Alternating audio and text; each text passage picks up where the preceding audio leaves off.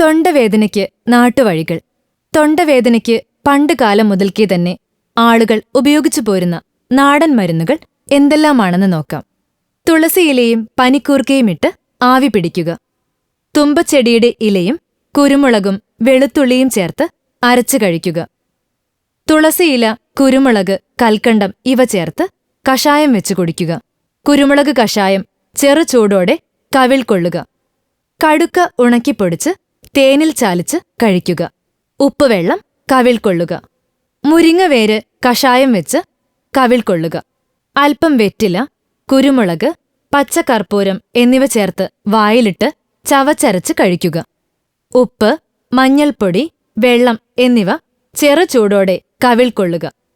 കറുകപ്പട്ടപ്പൊടിയും കുരുമുളക് പൊടിയും തേനും വെള്ളവും ചേർത്ത് കുടിച്ചാൽ തൊണ്ടവേദന കുറയും.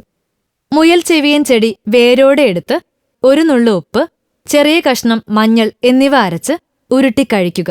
ബാക്കി തൊണ്ടയിലും നെറുകയിലും പുരട്ടുക. ദിവസവും 2 തവണ ഇങ്ങനെ ചെയ്യുക. കൂടുതൽ ആരോഗ്യവാർത്തകൾക്കായി ഈ ചാനൽ സബ്സ്ക്രൈബ് ചെയ്യാൻ മറക്കില്ലല്ലോ. Health and glow.